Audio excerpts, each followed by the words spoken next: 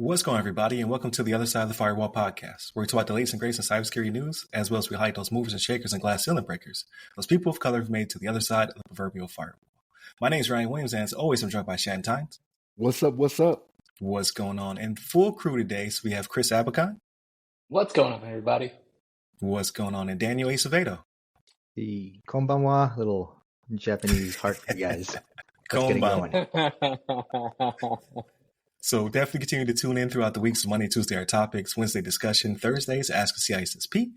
Please go back and check out the one with the COO for Black Girls Hack, Rebecca Skeet. It was a really good interview. And then the next one coming up will be Miguel Clark. He's been on the show before. And it's going to be awesome. So definitely tune in. And then Friday's everything else. So movies, books, games, all that good stuff. But without further ado, I give it to Shannon. All right, everybody. This next article comes from darkreading.com, and it's written by Nathan Eady, or Eddie, E-D-D-Y. So Eady or Eddie. I'm sorry, Nathan.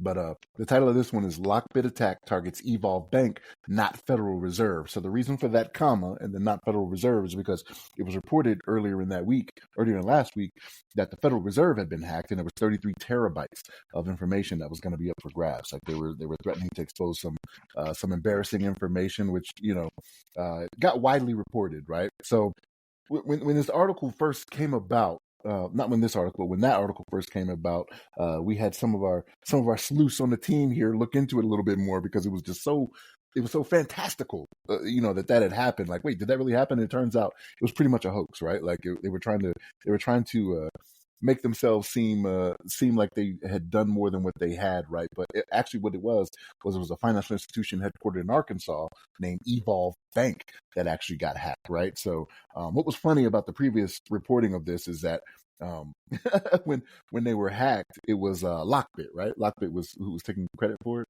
Am I right on that? Correct me on that, guys. Yeah, Lockbit. Yeah. They were negotiating with some type of representative from the Federal Reserve, and they only offered them $50,000, right? Which came off kind of funny. I was like, $50,000 for all that information? Like, when you read it, you're like, what?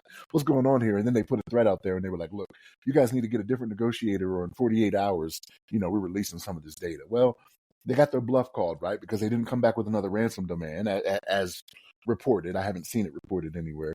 So they were like, we know you don't have what you say you have, and they called them on their BS. But Evolve Bank, which is based in Arkansas, was who actually got hacked by them, and they were already under investigation already for some lax practices when it came to safeguarding information. But everybody, don't worry about this Federal Reserve that nobody really understands being hacked, right, or any information being put out there, right? Which, if I'm being honest, I would have liked to have seen some embarrassing stuff get out there, right? I've heard all the conspiracy theorists, talk about how the Rothschilds run the reserve and all this money just goes into one family and all that, and I'm like, I'm curious. I believe it, right? Yeah, I believe it. You are canceled, Ryan. You are canceled. I was curious. I was just like, man, that's just something I would be interested to see. But turns out it was a hoax. But Daniel, what's your thoughts on this, man? No, you got a lot of good points, and me too. I was like, I'm not rooting for Lockbit, but I would like to peek behind that curtain and see what's actually there. It's kind of crazy, right, man? If you're in Arkansas and you have Evolve Bank, now it's time to like switch banks. Like, you got to pull your money out like yesterday. It's rough. So the feds were, going into their cases for anti-money laundering, risk management, and consumer compliance programming. So pretty much, like, the bank just wasn't functioning at all, like in any capacity of what a bank should be doing. And on top of that, Lockbit hacked them as well. I was reading the articles just like you were saying, Shannon, and I was just kind of like, it's almost too crazy that the Federal Reserve is getting hacked, and I've only seen articles state the 48-hour time frame, and nothing else had come out. And I started Googling like crazy. I was like, oh wait, 2 days has passed, and I didn't see it on any headlines. And then all the articles started just coming out it was fake news, it's a hoax. Evolve Bank is actually the bank that got hit up. So it just goes to show, as a security practitioner, if you deal with a lot of ransomwares, kind of not biting the bait on first details of, hey, you've been ransomware, even if you have, that comes across your screen, or you're in charge of the servers or that department that has to deal with this kind of stuff. You really need to go into the negotiations of, hey, show me what you need to prove to me what data you actually have, before we're going to go to our playbook and actually go to the next steps of what's going to, push this process forward, right? But besides that, those are my thoughts, especially like, man, evolve bank, flush it down the toilet and get a new bank, and I'll move it along from there. What do you think, Chris? I mean, so yeah, definitely switch banks, right? I do want to speak though from just kind of my perspective, right? So I've been banking with most of like maybe Federal for a long time, and I mean several accounts open with the big banks, right? And just based on just my observation of how their specific interfaces work, right? I feel like they're fairly secure from the identity and access management perspective. We've got they always ask anytime you log into any bank, right? You have multi-factor authentication. Is this you? You're logging in, you're checking your bank account, remotely or at the mall or something really quick. They ask you for a multi-factor authentication. Is this actually you logging in? Because it's recognizing that you're at a different location, it's not the same MAC address, etc. Right? So I feel like many of the big corporations, right, bigger banks, they've got stringent identity and access management controls in place, specifically on the user end, right? Now, I haven't banked with a small bank, right? I don't know what their practices are. I don't know how local credit unions even do things, but I imagine they have to follow stringent guidelines regarding cybersecurity. I mean, it's just it's best practices. Yep.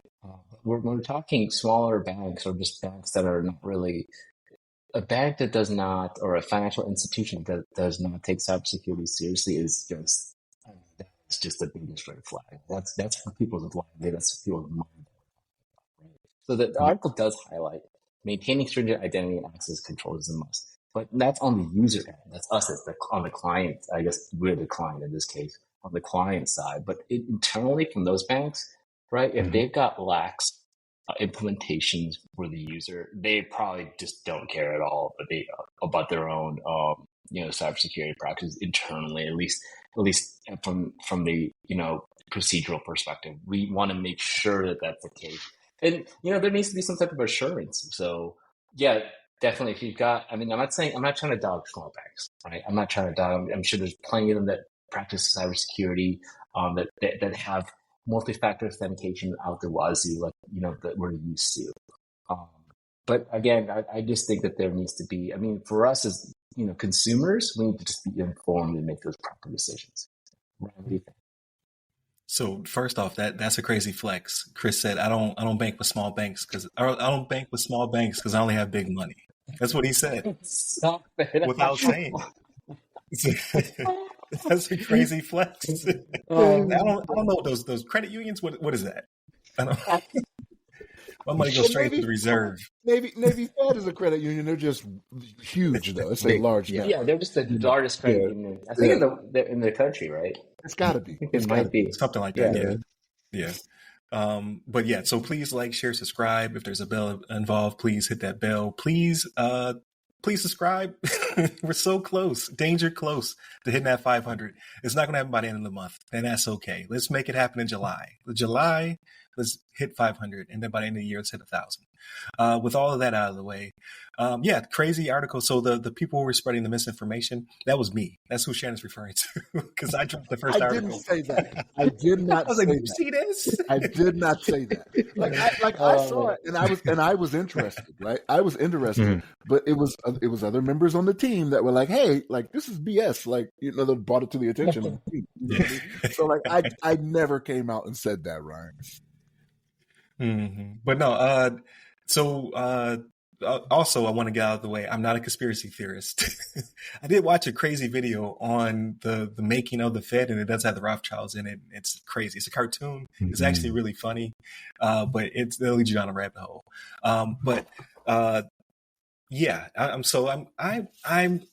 I wish I could see behind the curtain because I am also interested to see what's going on back there because it is so shrouded in mystery, right? There's so many myths about the Fed. However, that would have been a humongous breach. It would have been like the biggest breach of all time, where the U.S.'s Federal Reserve was breached in some regard. So I'm glad to see that they were bluffing. Lockbit is trying to escape the grip of the Department of Justice and FBI, but it's not going so hot. they're not long for this world, basically. So they're grasping at straws here. With that being said, though, that Evolve Bank, like you said, it's on its last leg. I probably won't see it next year. They're probably going to be one, because several banks that are going under. This will probably be one of the ones that's going to go under as well. Unfortunately, just the dire consequences of being under investigation and then also being suspect to a breach. I don't know how they survive that. But you can't take it around the banks, which is crazy to me also, like how that works. Like if you try to get your money out of the bank, like if all four of us like had money like Chris, right? And we're trying to get our money out of the bank, they would shut us. They would stop us. They would stop us from being able to retrieve our money in order to secure the assets and then do whatever the FDIC does, et cetera, right? You can't just all remove our money from the banks at the same time because that money's not actually there. It's being used to do other things. It's crazy stuff. So the banking in general just weirds me out. Bitcoin Chris over here is going to make sure they're all shut down. All little banks are going to be shut down in like 2 weeks after he comes out and railed against them, you know? Right. He's NVIDIA's number one investor, right? Like this dude's a trillionaire over here. No, but I wish. But yeah, the Fed. So it's good to see that the Fed stands strong in this regard. Also, there's a lot of myths about the Fed, so I just wanted to knock some of those out real quick. So the Fed is audited extensively, so that's a thing. The Fed is not owned by anyone. It's a blend of both private and public type scenario situations. It's 12 banks actually is what makes up the Fed. So there's a lot of stuff, but when you think of the Federal Reserve, you think that it is part of the government. It's not. That's a misnomer. But it works exclusively with the federal government to do what it does. So crazy stuff. I learned a lot. Isn't the Federal Reserve where they lock people up? That's what Wahlberg thought on the other guys, right? We're going to lock you in the Federal Reserve. Right, with all the gold. But they also hold very little gold there as well. So I don't know. It's crazy. Like most Americans don't know how all these systems work, to include myself. So I'm just like, when this happened, I started to do my research on the Federal Reserve, not on the validity of the article. So you got to put your time where it belongs. But with all that being said, I'm glad that it was debunked before we pushed it out there. So that's good that we solved it in real time. And again, this is probably Lockbit's third or fourth topic that we've had on the show since their big shutdown. So and again, it's getting smaller and smaller. So they're going the way of Revel. And we talked about them extensively last year and their demise. So the Department of Justice is getting better and better at shutting down these operations. Just unfortunately, they're so easily set back up through mirror sites. So we'll see what the future holds for that one. But definitely continue to tune in. I think that you guys covered this very well. So I don't have much else to add except for random jokes and conspiracies. So what do you got, Shane? So let me ask you something. So the team, right? Random joke. So do you think maybe like when Lockbit threw this threat out there, right? Do you think the Federal Reserve like went and checked and was like, okay, like all these 12 banks, they went and said, no, we're all secure. And then they came back and was like, okay, let's get them then. Let's like the negotiators probably on the phone with a smirk on his face, like, yeah, 50,000. Yeah, you gonna take it or not? You know, right. Like, seriously, right? Because like they had to have gone and checked out those 12 banks and been like, hey, are we good? Are we good? Are we good? Are we good? And everybody was like, no, we're all secure here, right? Before they did that, because that number was so low for the amount of data that they were threatening that they had. Right. You know what I mean? And so specific, Unlike Evolve use Bank. BMW. Do you want that one? Yeah, I think those other 12 banks, unlike Evolve Bank, probably have better cybersecurity departments. So they all probably checked into their stuff and like, no, we're good. Yeah, I'm pretty sure. Yeah, it was definitely a troll. Like, yeah, they're trolling. I'm interested in how that negotiation process actually works, just in general, because you hear more and more about these negotiators. Like who trained them? Where do they get their credentials from? Like, I'd be more interested in that coming out of this article. Like, that's kind of a mystery in itself too. Like, how do I become a ransomware negotiator? Right? I would imagine I would imagine it's somebody with law enforcement. I would say it's from the federal side. Yeah, from the federal side. Yeah, from the private side, usually Usually CISO if it's a ransomware or Yeah, something like that. Is like Right. that hostage team? negotiation. But even then, how are Yeah. they learning those skills, right? Like, what have they learned, or what do they have in their pocket to be like, Yeah. I'm qualified to negotiate this. You know what I mean? I'm curious about that now, Ryan. Like, that's probably gonna be something I look up today. I'm gonna spend some time looking Yeah. into that. So, Like, YouTube rabbit so hole. if you are a ransomware negotiator and you're listening to this, or you know one, Okay. hit me up. I'd like to have you on the show to talk about it because I find that fascinating. But Yeah, that's pretty cool. with all that being said, yeah, definitely. Hit up all the websites that go by our name. Hit us up personally. I'm at RyRy Security Guy. That's RYRY Security Guy. You can find Chris on LinkedIn as Chris Abacon, spelled A Bacon. You can find Daniel Acevedo as his name as well on LinkedIn.